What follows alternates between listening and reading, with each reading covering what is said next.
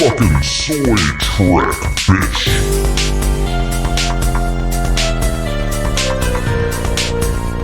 Soy trek.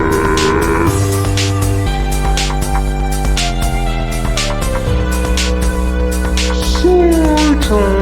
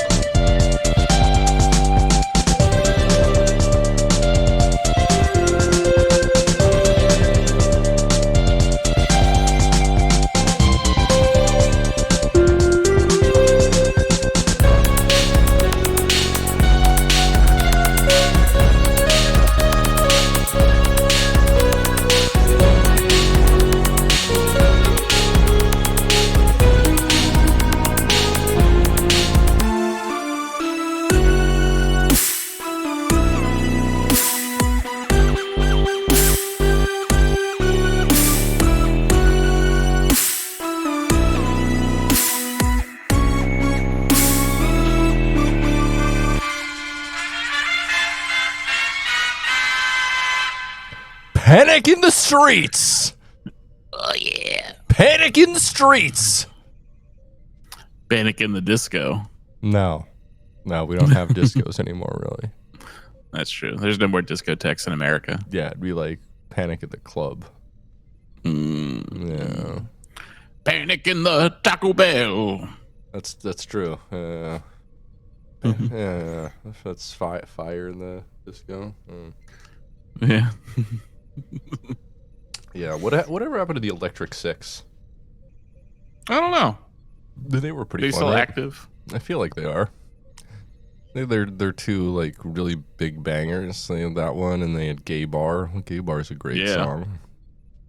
Yeah, all their songs are about electricity and fire. Pretty much. Yeah. Let's see. Wow, yeah. Last they posted was February 12th, so they're still. Oh, they have a new new album out, so they're still doing stuff. All right, cool. Good to know. Good to know. Yeah. Hope I wish them all the best. They're a pretty fun band. Yeah, hopefully they can use like electricity and fire and new ways. One could only hope. Hopefully they become like firebenders from Avatar. That'd be something. Yeah, They could just bring back magic in the real world. I would be pretty impressed. Yeah, you ever watch Avatar? I have not. I would. I watched the good Avatar. I would honestly. You know what? Both Avatars are some of the best media ever produced. Straight up, like both Avatars rock. For a kid show, Avatar is incredible. Like no joke. Never seen it. One of the best shows ever made. Highly recommended. One time, after the movie came out, the M. Night Shyamalan movie, I let my brother, who has watched every single episode, rant at me for a while. He's like, I know you haven't seen this, but I just need to complain to someone, and I just let him complain about it for hours. I had no idea about any of the characters. I don't remember anything that he said. I was like, yeah, that sounds shitty. Yeah, you should have been like, yeah, I'll let you talk about Avatar as much as you want, but you gotta have your dick out the entire time, bro. That's my one rule. I don't have to look at it. You just gotta have it out. This isn't a White Lotus season 3 episode 1 type situation. Spoilers. Yeah. For that. Did you watch that episode yet? No, I have no idea what you're talking about. Yeah. Well, let's just say Patrick Schwarzenegger. I think there's going to be a little incest this season. So some brotherly incest. Ooh, brotherly love. Yeah. I just finished watching that episode this morning. I was just like, okay. I was like drinking my coffee and eating my breakfast. I'm like, dang. Oh, incest. Incest, not again. I get enough of this in my pornography. That is like the biggest like porn genre. Category. Yeah, it really is. Yeah. It's kind of sucks. It's dumb. It's Like, terrifying, honestly. yeah, like, I mean, what happened to like the people with nuclear families? Don't they get porn now? Like, why can't I like I want the porn where I'm like, where the guy's blowing his biological dad. Like, I want the video blowing my bio dad part 1, 2, and 3. I think you'd probably get kicked off of every platform. Yeah, Just probably. be like, the FBI would be at your house in no time and just be like, all right, stop what you're doing right now. Yeah, just don't. Sir, take your dad's dick out of your mouth. Well, actually, who knows? Like, you know, the FBI, like, you know, Elon's cleaning out the FBI, so he's cleaning out every single. So they won't be able to enforce any sort of like blowing my bio dad videos anymore. They won't be able to like stop it. That's true. So if you wanted to be like, come out with the porn video blowing my bio dad, you can do that now. Right. You'll Free just, speech, like, free speech is reigning supreme now. mid blowjob, you can just be like, thanks, Elon. I can now blow my bio dad without the FBI knocking on my door telling me to stop. Yeah, that's Elon's vision for the future. Yeah. Elon just wants you to be able to blow your dad without the FBI knocking down your door. I kind of feel that's like that also kind of just sums up his whole thing about him. Like he's just trying he's trying so hard to please his dad. Yeah, and his dad hates him. It's so funny. Yeah, his dad thinks he's like, a fucking the richest loser man in the world. Yeah, It's like he's basically the president now, like, but he's still not good enough, and so he still just wants to blow his dad and make him happy. And then that's if we just had Elon Musk just be like, dude, son, I love you, this would all stop. Every time his dad talks to the media, something funnier happens. Like, my son's fat. No, yeah, it's always just like something like the meanest grandmother will say about you. It's just like Elon Musk's dads speak out like that bitch has too much cellulite, or like Elon Musk's foreskin kept on getting infected when he was 12 years old. Just like shit like you should never talk to the media about. It's like reveals like, yeah, when Elon Musk was 12 years old, he was in all the remedial classes. Yeah. He pooped his bed until he was 14 years old. Yeah. Yep. Yeah, that's the other thing. Either Elon Musk has to say like, "I love you, son," or it has to be even meaner and make him just like end his life. Yeah. My son didn't learn how to masturbate until he was 9. Teen. Yeah. And I had to show him. It's in this video that's on the internet. See, here he is with a pair of tweezers. See that? Well, first you got to put little pads on the tweezers. You don't want it to be too sharp. True. Well, no, he likes that. He likes it a little toothy. Yeah. So, yeah, why don't we talk about Elon Musk and what he did this week? Oh yeah, so did a lot of bad things. Yeah, he had two absolutely the deadbeat daddiest things I've ever seen anyone do in my life. So first off, he had a kid with this D-tier conservative influencer e-girl named Ashley St. Clair. I want to say is that right? Sounds like a porn name, but I don't think she actually does porn. No, I from what I understand is she probably did like softcore type cheesecake type photos, and that's what it. Because I'd never heard of her before this. Because I thought it was funny. She was like, "Don't dox my baby." I'm like, no one even known who you were unless you mentioned this. But I guess people said that she did like cheesecake type photos or something. Gross. Good for her. Whatever. I don't care. But yeah. If you're using them to attract Elon, you're a loon. So Elon Musk knocked this e-girl up, and she had a kid, and then Elon ghosted He didn't do it in person either. It was like he mailed her his sperm. Oh yeah, it was IVF. And that actually goes to one of my points that I want to make. There's absolutely nothing you can do to convince me that Elon Musk has sex, or has even had sex before. I don't think he has. There's a rumor going around that he's got a botched penile implant, which totally tracks. That explains everything about Elon Musk. Like he has a cloaca. Yeah, like a chicken, basically, like a rooster. Yeah, like he basically has something that looks like a dog penis, but it's always out.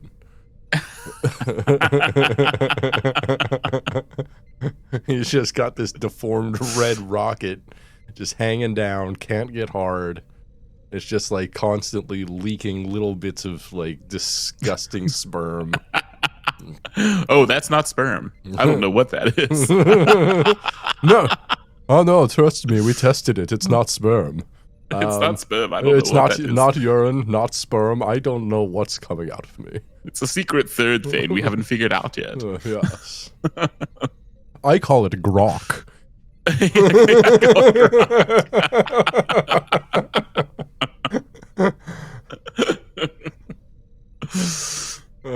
Yeah, I would love, like, when the revolution comes. Yeah, if we could just figure out what's going on with that. Yeah, we can just before he's shot by firing squad, they can strip him. No, put that shit in the guillotine first. Like there's like a smaller dick sized guillotine that they put him up to first. They just put it underneath the stool that you have to bend over for the regular guillotine. Yeah. All right, first guillotine junior. Oh no, not the red rocket. No, don't do it. Wow, yeah, that would explain a lot of what he's doing. He's just like they botched his dick implant. He just wants to destroy everything, destroy the world. So yeah, some people it makes sense. Some men just want to see the world burn, and most of those men have deformed penises.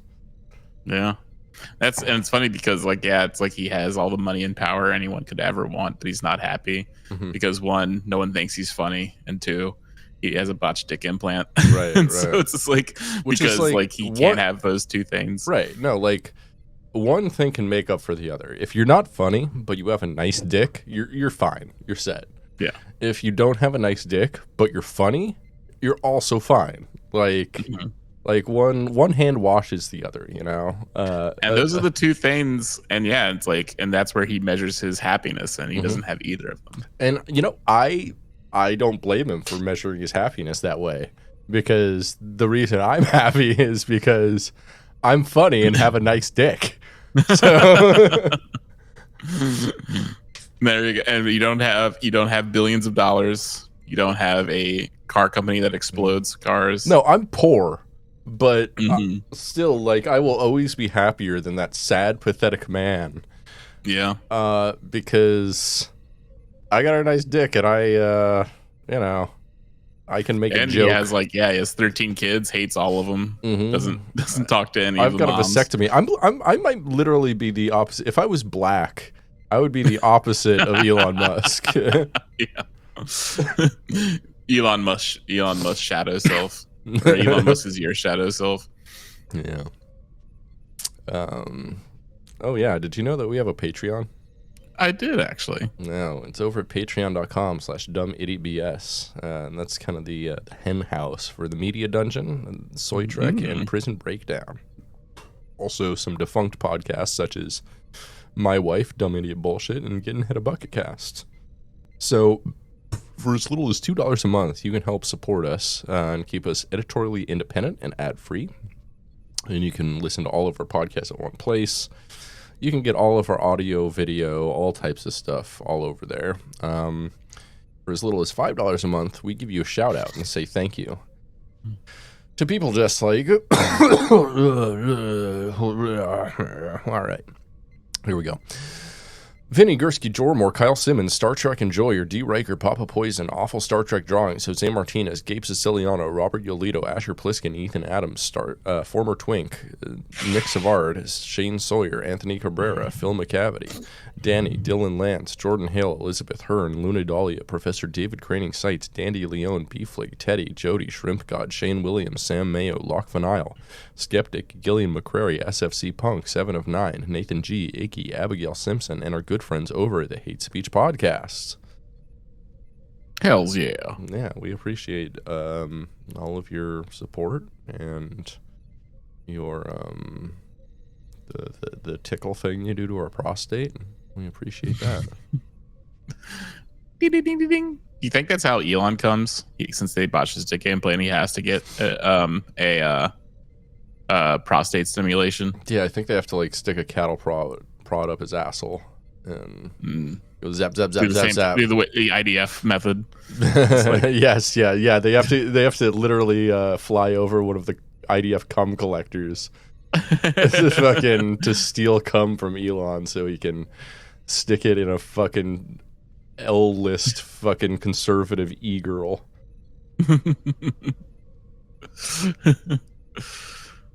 God, can only imagine. I bet that does kill him because he's just like he has to struggle with like, am I gay for having my prostate stimulated? And the answer is yes, Elon. You are gay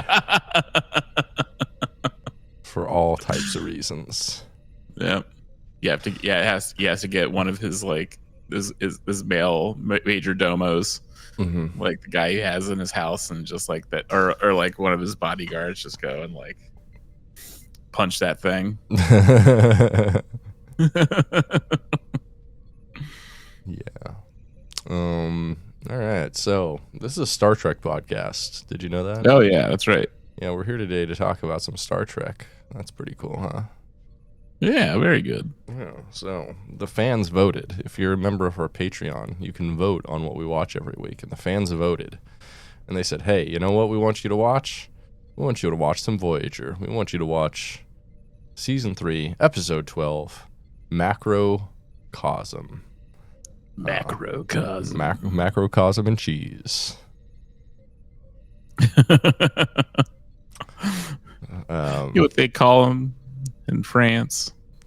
What's that? Macrocosm with cheese. No, that's true. Yeah, I kind of like that actually. It's a good name for a burger, though. Macrocosm. So, this is the 12th episode from the 3rd season of Voyager. It first aired on December 11th, 1996. Never forget, December 11th. It is the 53rd episode produced and released in Voyager, and the 444th episode released in all of Star Trek. This one was written by Brandon Braga, who we know from being like all over. He was the co-creator of Star Trek Enterprise. Also worked on Star Trek Generations and First Contact as a co-writer. He worked on as a writer on The Next Generation and Voyager. So he was responsible for like so much Star Trek except for DS9. Never really worked on DS9, which is kind of crazy. But absolute legend, huge part of 90s Trek. We owe him a debt of gratitude. So he wrote this episode. The director is none other than Alexander Singer, who directed an episode we recently watched. It was Resolutions. Yeah, but he's directed all types of Star Trek, including 6 episodes of both TNG and DS9, including Ship in a Bottle and Descent Part 1 and 2 from TNG, and The Adversary and Hard Time from DS9. He also has done 10 episodes of Voyager, including Tattoo, Threshold, and Resolutions. So his track record is not so great for Voyager. He has directed like 2 of the worst episodes. But you know, it's writing dependent, so you know. Yeah. Yeah. Can you do? Indeed. You ready to jump in? Sometimes it works, sometimes it don't. Indeed. You ready to jump in this bad boy? I'm ready to go into it. All right. Captain's log, stardate 5425.1. Mr. Neelix and I have completed our 3-day trade mission with the Tac-Tac, one of the more unusual species we've encountered in the Delta Quadrant. We are en route back to Voyager. So the episode starts with Neelix like doing a bunch of like body motions and like saying like he kind of reminded me of like the movements he was doing, and him and the alien reminded me of Stuart from Mad TV. Okay, like how Stuart would go like no and just like do like some sort of like weird pose, right? And no, sure. Yeah, but just because he's overstimulated. Right, but they'd like do a pose and they'd be like good health and safe journey, and then the other one would be like pose and be like glad tidings and good luck. Like they were just exchanging pleasantries, but apparently like Janeway did something during the mission that fucked everything up.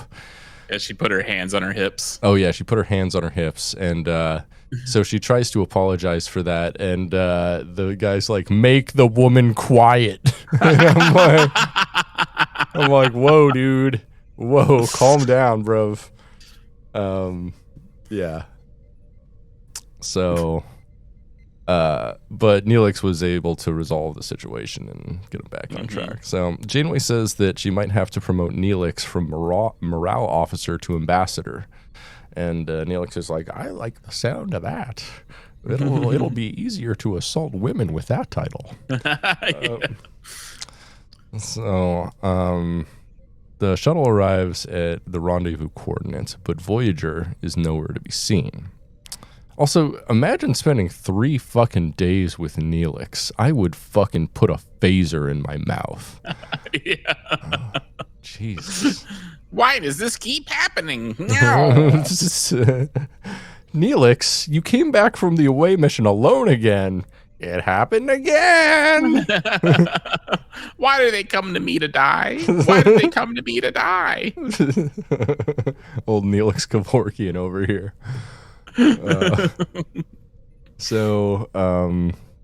Long-range sensors indicate that Voyager is over a light year away and the ship appears to be adrift in space. And Janeway's like, they might be in trouble. As the shuttle arrives at Voyager's position while hailing the ship a number of times to no avail, they land the shuttle in an attempt to investigate the problem. And then we get our opening credits, like 4.5 minutes in.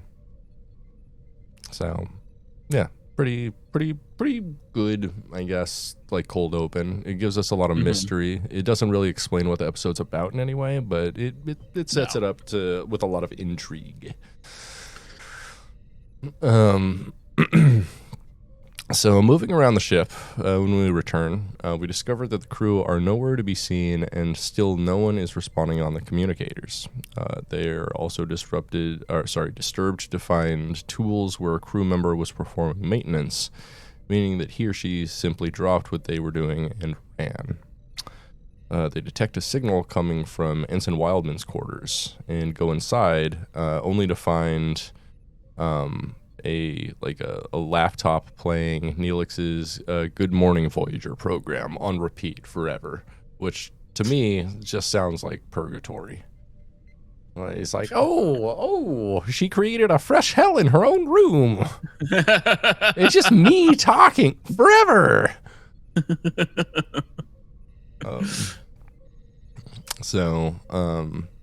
Janeway reasons from the molecular decay in the food on the table, the protein decay, that whatever happened to the crew occurred exactly 11 hours earlier. That's a weird skill to have, right? Yeah, like, so how are we, is she assuming that food is like replicated and that's why she can like easily measure it? Yeah, it is. Yeah. Suddenly the two hear a buzz in the corridor. They emerge just in time to see the shadow of something, and Neelix is like, "Oh, there!" As though it's not like super visible. They hear a loud crash and find a hole punched in a transporter pad. And the hole has like a bunch of, what did they call it? It was like mucocentric or something. Oh, fuck. Yeah, right. It was like a mucusy substance, and they used a word for it. It was muco something or mucus something. Yeah, and muco. I'm like, I've never heard anyone use that phrase, but I'm sure a doctor has before. Mucus. Mucilaginous compound. There you go, mucilaginous. Yeah. And everyone kept on using this word during the episode. I'm like, come on, that's not a word everyone uses. Come on. How dare you? Yeah, just call it slime like everyone else, baby. Yeah. You got slimed, baby. So they should have used the medical term squirt. that is a medical term. Yeah, that's why I have a doctor's jacket right here. Oh yeah, Dr. Squirt. They call me Dr. Squirt. Yeah. So, suddenly Voyager's main power shuts down, and with nothing venting it, the heat from the warp engine starts to heat up the ship to like very, very hot. Now armed with phasers, Neelix and Janeway head towards the bridge. However, while traveling in a turbolift, a tendril suddenly bursts through the bulkhead and squirts Neelix with the mucogenous fluid. The two abandon the turbolift and go into the tube up above because there's no life form in it, in an attempt to reach the bridge through a Jeffries tube. And Neelix begins to feel ill. Janeway turns her back for a few seconds, and something begins to approach Neelix. Janeway hears a scream, and when she returns to the place she left Neelix, she is horrified to find him gone with a trail of slime, like going away from the area. Trail of squirt. Trail of slime. Yeah, it's a snail trail. It's like when you get a girl real wet on a hardwood floor and make her scoot towards you on her butt, and she just leaves that. That'd been funny if she just like turned the corner and that's exactly what Neelix was doing. Mm-hmm. Just being like, oh. Yeah. The carpet makes me horny, Janeway. It's like when a dog wipes its ass on the carpet. Yeah. Oh, it's stimulating. It's stimulating my anal glands. So now alone, Janeway decides to arm and prepare herself before going any further and goes to a weapons locker in engineering. Which, why they have just like weapons lockers all around the ship, including in engineering, one must ask, what's going on here?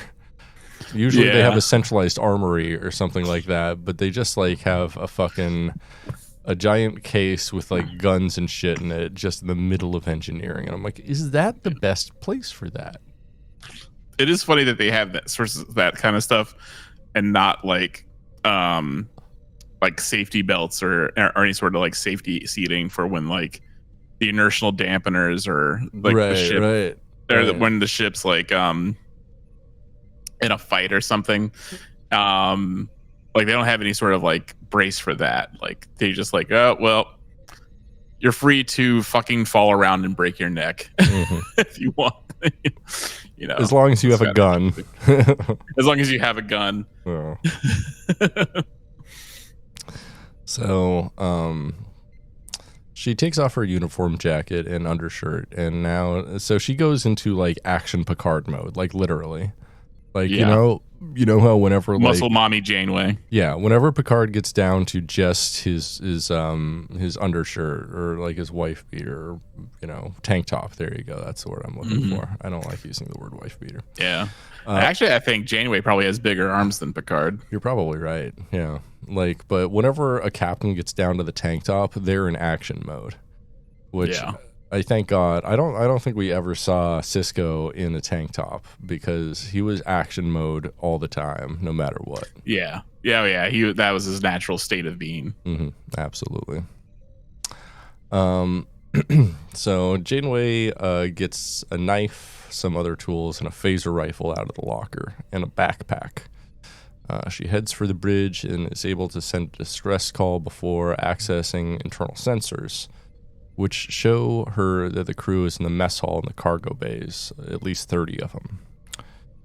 While she's checking the sensors, however, a small organism about the size of a housefly slowly comes towards her unnoticed and stings her upper arm. And the way they film this is really dumb. The way they film like all of the bugs, they do like a bunch of first person view of them like flying around a room, and you can tell it's just like a guy with a camera like shaking his hand a bunch, woo, woo, woo, woo. And it's just it's bad.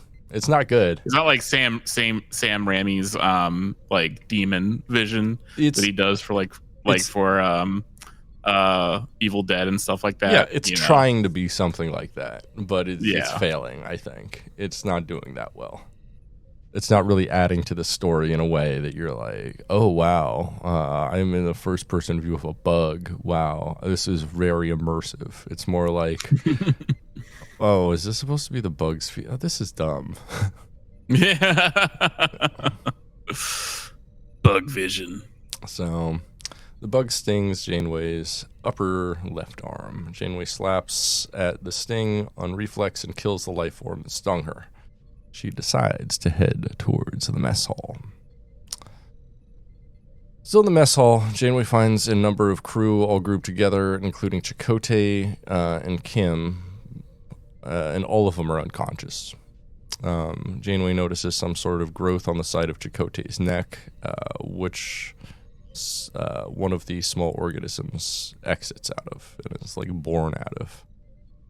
Suddenly, Janeway is attacked by a large multi-tendril creature. She's able to destroy it, but is now beginning to feel the same symptoms that Neelix felt earlier, and heads for the sick bay. She pries the doors open, and the doctor is pointing a phaser at her chin, and he's like, "Oh, thank God, I thought it was someone else." Yeah, so now we have the doctor who's entered the story, but it makes me wonder, like, what the doctor can't like get sick, so why is he afraid of, I don't know, whatever. It's a very good point. Like, he could just be walking around, the bugs could be trying to sneak him, and they would just be like flying right through him. Right, and he could be like studying them. But instead he's hiding, like actively trying to solve the problem. Yeah, but no, instead he's hiding from them in med bay with like no one else there. So, the doctor brings Janeway in and does an examination of her, and he's like, "I'm gonna have to do some minor surgery because you got some like bruised ribs and shit." The doctor explains what happened while Janeway and Neelix were away. Voyager received a distress call from a Garen mining colony located on a planet 3 hours away. The aliens had suffered some sort of disease that had incapacitated almost their entire population. The doctor suggested to Commander Chakotay that he go down and assess the situation, partially because he was the only crew member who would be immune to the disease, but also because he was eager to try out his new mobile emitter on his first actual away mission. Chakotay agrees to send him, warning the doctor to be careful, as if the emitter is damaged or destroyed, then his program could be lost. I'm like, why don't they just keep a backup? I'm confused. The doctor beams down to the planet's surface and attempts to heal the aliens. Once with the aliens, he discovers that they're being attacked by a unique form of virus that could use its victims' own growth tissues to increase in size, so much that they could be seen with the naked eye. Something totally new to medical science and very dangerous. I'm like, really? How is this the first time this has happened in like Star Trek history? Like in any alien world, really? I mean,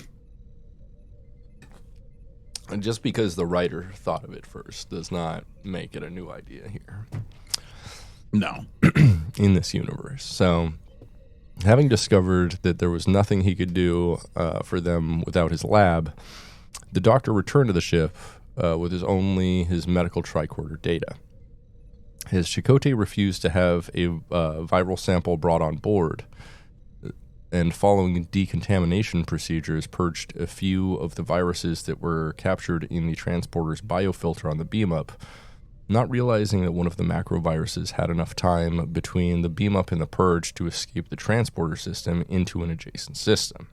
So, while the Doctor was working on the antigen, Tom Paris was having trouble in the mess hall as he promises to fill in there for Neelix while he was away. But one of the food replicators starts malfunctioning, and so does the cooking equipment, and it burns his ham. So I kind of liked how he like held up a burnt ham, and he's like, "See what it did." Yeah. So Lieutenant B'Elanna Torres looks over the replicator after Tom Paris calls her over and discovers that the bioneural gel pack connected to it has become infected with the like mucosogenic, whatever, that substance. Yeah. When she examines it, the pack bursts all over her hand. It has a big cum. Yeah. Releasing the virus. The squirted on her. Mm-hmm. Squirt McGirt, baby. A nice orangey hue to it as well. Mm-hmm. Beautiful. So the Doctor finishes surgery on Janeway before confirming that she too has been infected by the macrovirus. So Janeway can now serve as a test subject for his newly completed antigen. The Doctor confirms that no other gel packs were infected by the virus, but it wasn't long before the crew members in the mess hall were seriously ill, sparking a level 4 quarantine on Deck 2. The Doctor took a specimen for examination and testing of the antigen, but Kes, who's studying it, soon grows... as Kes studies it, the disease soon grows fly-sized and gets free, forcing him to erect a force field around the microscope as the creature continues to grow. And this is pretty cool. Although the CGI on this episode is so bad. Yeah. They weren't there yet. No. But they tried. No, I mean, this was 97, so this is like... I'm sure like at the time it probably looked fucking sick. Yeah, like at the time they were probably like, holy shit, it's like it's real, it's like it's there with you. But now you see it and you're like, ugh, that's pretty bad. I think I had the same reaction. I think like when I was a kid I watched I think it was called The Langoliers or something. Oh my god, The Langoliers, the fucking Stephen King 2-part made for TV movie. I remember watching that. Yeah, and the like things that flew around eating stuff. Yeah, because I love the movie. The movie is actually really good, and it's like really intense, and it has a great like sense of mystery to it and pacing. Mm-hmm. And it's like, I mean, it's like 3 hours of like these people trying to figure out what's going on. But like then in like the last half hour they introduce, I guess, like essentially who's the antagonist, who are like the worst CGI monsters who are like eating reality. Yeah. And they're just basically eating a still shot of whatever's on camera. And it's like, it's so fucking bad. It really takes. And I remember at the time I thought it looked sick as fuck, and I think I saw it recently, and I was just like, "Woof." No, I remember the time. Even at the time, I watched it a couple years after it came out. But when I watched it, I was like, "Oh my god, this is rough, dude." Yeah. I'm glad. Gotta love that early CGI. I'm glad someone else has actually seen The Langoliers. That's oh yeah, because that for some reason that's something I watched when I was like maybe like 10 or 12 or something like that, and I was like, oh wow, okay, I really like this movie. This kind of captures me. Oh yeah, I didn't have cable, so I had like 3 channels, and just so happened Langoliers was on one of them. Yeah. Let's see, when did it come out? 94 or 95. Yeah, 94. Yeah, 95, yeah. So yeah. I would have probably been about 10 or 12 watching it. Cool. Oh yeah. Yeah, so it was about the same level of CGI. Yeah. Pretty bad. Pretty bad. So, where are we here? Okay, so meanwhile, Paris notices that Taurus has an orifice on her neck, giving off more of the virus, and warns the doctor. The doctor says he's close to forming an antigen, but the virus has now grown much larger, and keeps trying to get itself free from the force field. So it's like big size now. It's like the size of a football or something, and yeah, it's trying to get free. So, sorry, it's okay. No, it's not. The doctor makes his first test of the antigen, allowing it to come to him. Fortunately, the antigen works and the virus drops dead. So even though he now has a completed antidote, the crew has gotten much worse. Further, there are multiple viruses in the mess hall when the doctor tried to inoculate Taurus. So, attracted to his mobile emitter, they attacked it, forcing the doctor under a table and eventually forcing him to retreat back to sickbay. So these things are kind of intelligent. Before long, the macroviruses broke out of Deck 2 and began overwhelming the ship. So now the doctor explains to Janeway that he's unable to leave sickbay as the virus attacks his emitter without fail, though now they can work together. Suddenly, several macroviruses attempt to break through the door to sickbay. And I just gotta say, this whole episode is like a very like weird attempt at like something like quasi sci-fi horror, and it doesn't work. No, it doesn't really like. Yeah, it doesn't really pull it off. No, I think part of it is like kind of was the time jump part sections, and then like right, and then just it's a macro virus. I think the macro virus. I don't know. I think it would have been interesting if it was gross. It was like slimier. Mm-hmm. Like if the little macro viruses were like really this like disgusting and otherworldly. yeah. Honestly, if they would have used practical effects, it would have probably been a lot better. Because absolutely.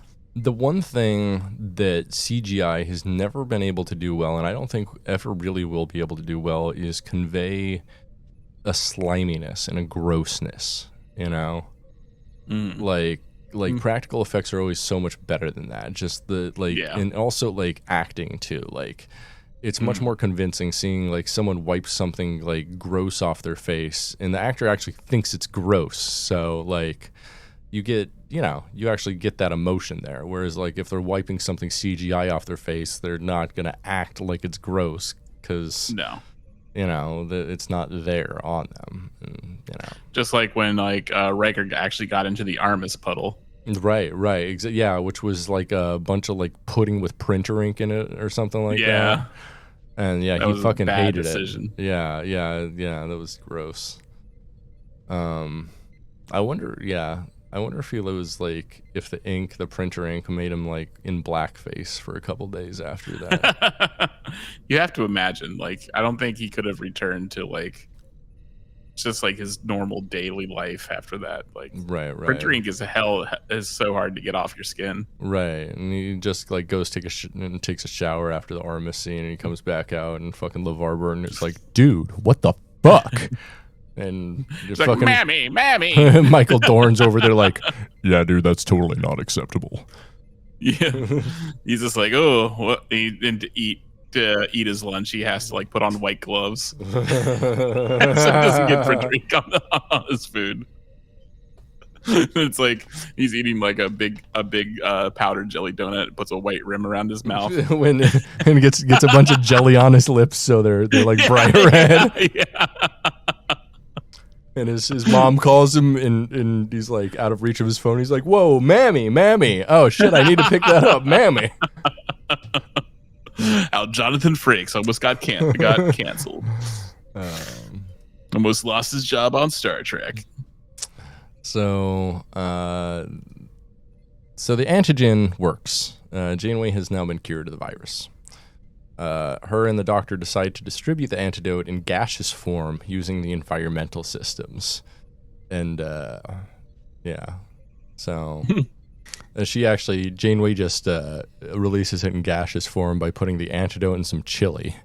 And then just walking around the ship. Yeah, just walking around the ship afterwards, just fucking dropping bombs. Yeah. All right, this vent will distribute it to the rest of the ship. He should just like starts blasting into it. Starts sounding like a tuba going. Yeah, it's just like a.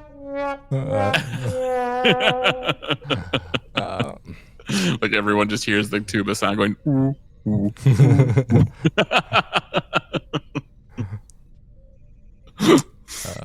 So God, that smell. Janeway be farting again. She be crop dusting. Captain Crop Duster. The writer's barely disguised fetish. Brandon Bragg over in the corner, just like with the script over his junk, and he's just like shaking uncontrollably. Yeah. And what if this Ensign Braga, yes, that's his name, were to get into like a giant glass bottle, and Janeway had to really give him like a highly concentrated form of the farts. Because you see he's extra sick and extra infected, so he needs more gas than the rest of everybody. Yeah. Please.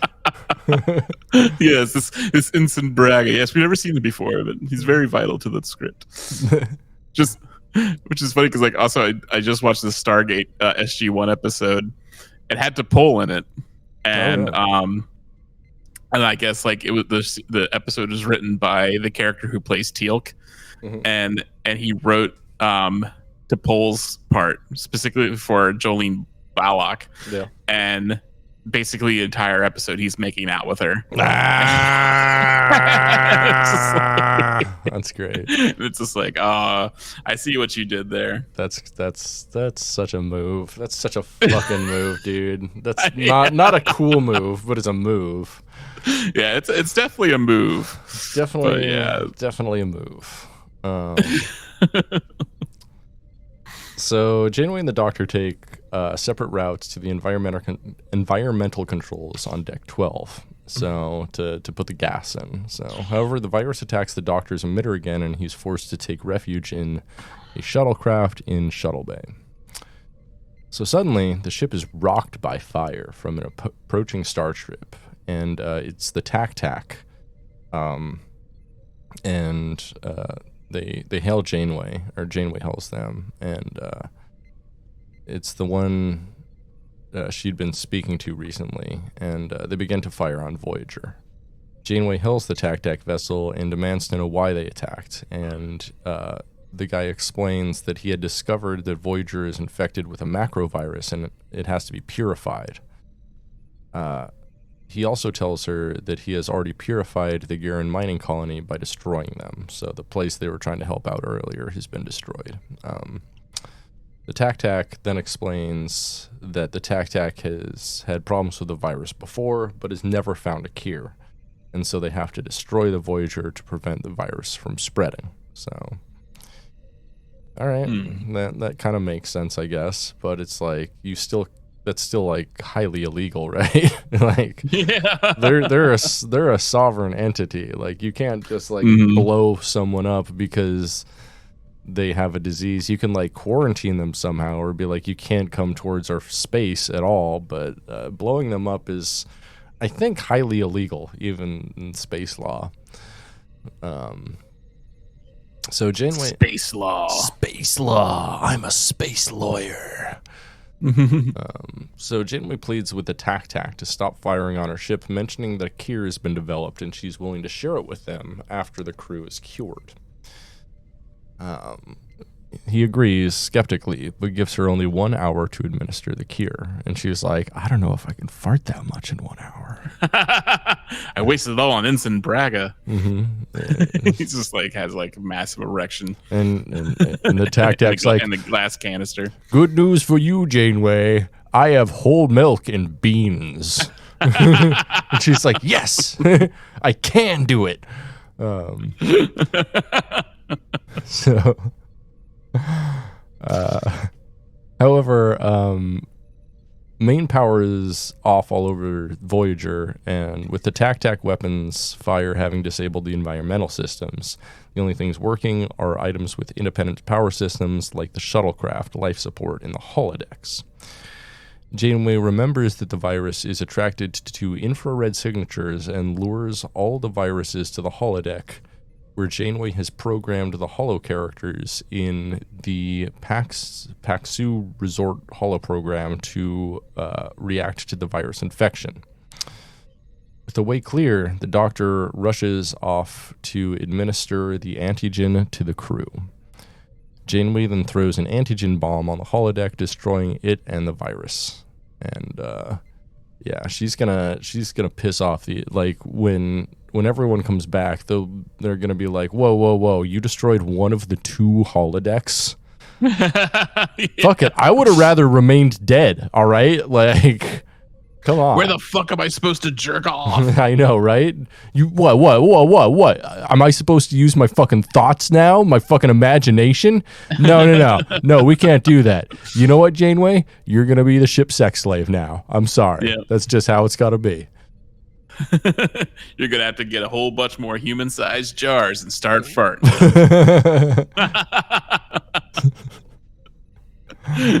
Do you think the holodeck has the ability to make that sort of like fantasy a reality? Oh, absolutely. Yeah. Cool.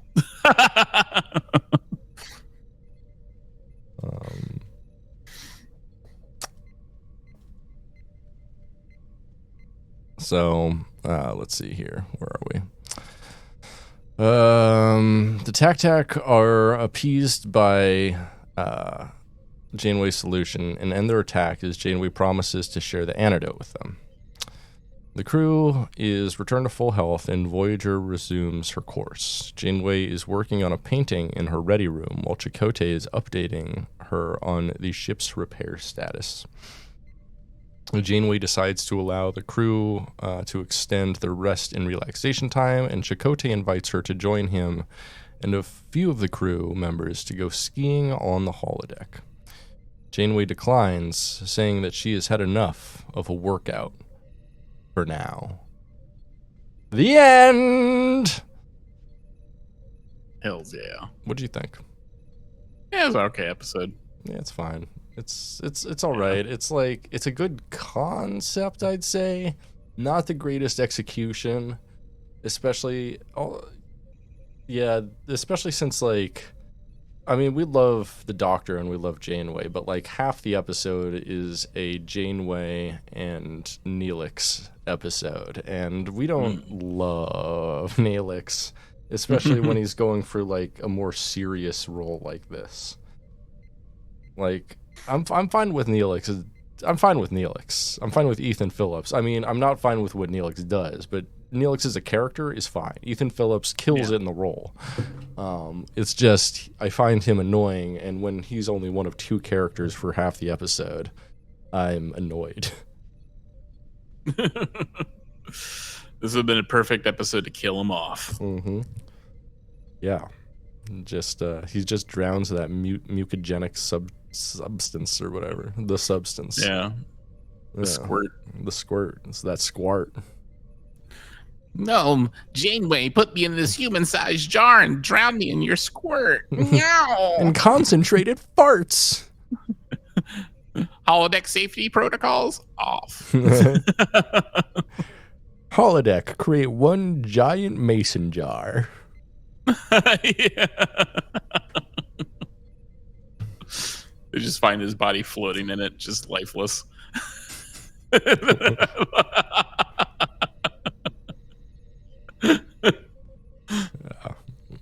Tuvok finds him and he's like, "Oh my god, hell yeah!" Hey, was Tuvok in this episode? Nah, I don't think so. Yeah, wait, I think it was briefly. Is that right? I don't know. Let me see in the thing here if it says Tuvok was in here or not. Yeah, he's in here. Oh, gotta remember. Yeah. Yeah. This episode's fine. I give it like a, I don't know, 5 out of 10. It's average, I guess. Yeah. I'm not gonna say it's like a bad episode, but it's not a good one. Yeah, it's an episode that you kind of like, that you just kind of just have on. Yeah. It's it's about fucking Voyager getting an STI, which I'm sure is something very close to Brandon Bragga's heart. Oh yeah. He probably got like chlamydia, and he's like, oh, well, how am I gonna write about this? What if my body was a ship, right? They say write about what you know, right? And he has a dirty dick. They call him Dirty Dick Braga, and he just gets those little gel things, gel cultures. Slaps his dick on it and watches what grows off of it. Oh yeah, hell yeah. That's his like pastime. That's his, and he just like keeps a little library of different dick bacteria. It's like, behold. They're just like, you need to be in prison. He's like, a human-sized jar, perhaps. Yeah.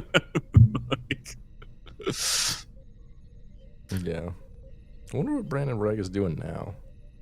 Oh. I don't think he's one of the guys Ronald D. Moore took over to For All Mankind.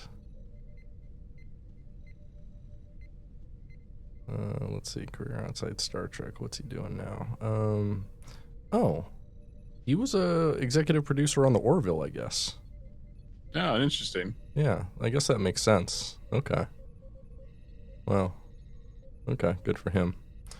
He got to make some N24. Oh, that makes sense. Okay. Yeah, a lot of people who worked on Enterprise went and worked on 24, including, Brandon Braga, Manny Cotto, who was the showrunner for season 4 of Enterprise. Like, immediately after Enterprise went and started working for 24, which makes sense because, like, the politics of later Enterprise and the politics of 24 are not too different. Yeah. Yeah. Ooh. I guess he also wrote and directed some Marilyn Manson thing called Cupid Carries a Gun. Brandon Braga wrote and directed Marilyn Manson. That's interesting. Yeah, like I think it was probably a music video or something. Do you think Marilyn Manson's a Trekkie? No, I doubt it. Yeah, me too. I think he's probably a pretty uninteresting person. Yeah. Yeah, he seems stinky. And like a piece of shit. A stinky piece of shit. Yeah, I like how he tried to do the like I'm Christian now. Oh, he did? He's like, getting sex crime allegations. Yeah, he did a Shawn Michaels. We call it a Shawn Michaels, when you're like, when everyone fucking hates you, and so you become born again. Mm-hmm. Yeah. Shawn Michaels from wrestling, from the WWF, WWE did that. And by all accounts now, he's like a really nice guy, but like by all accounts, in the 80s and 90s, he was the biggest asshole of all time. Oh, yeah. So I don't know. I guess it can work for some people. Yeah. Yeah. Yeah, so I don't know. I don't know if I'd recommend this episode. It's an episode.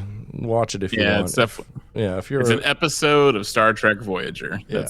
That's the biggest compliment I can give it. It's one of the episodes of all time. Yeah.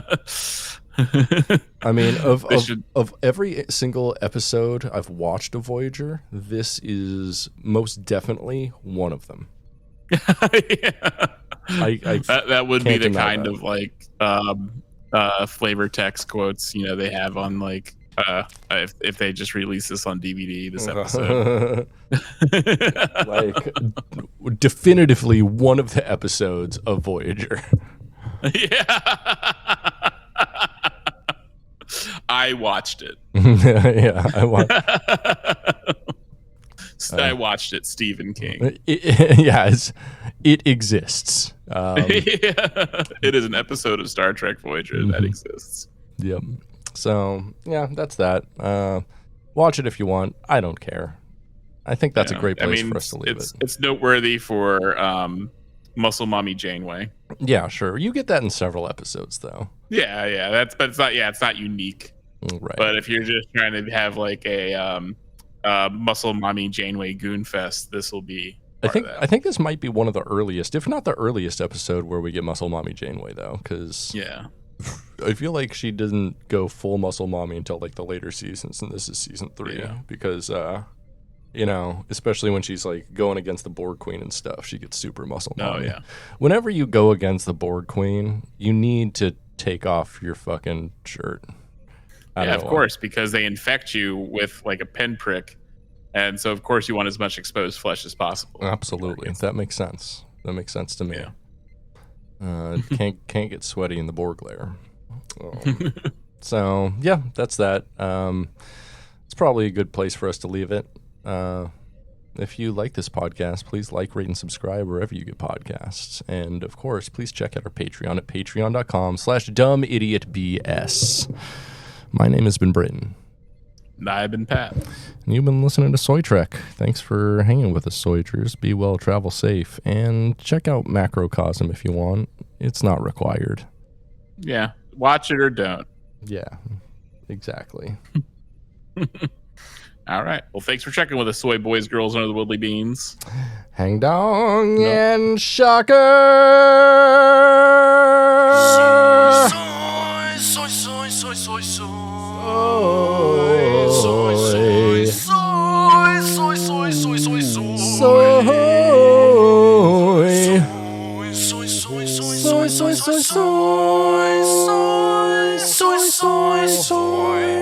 Soy.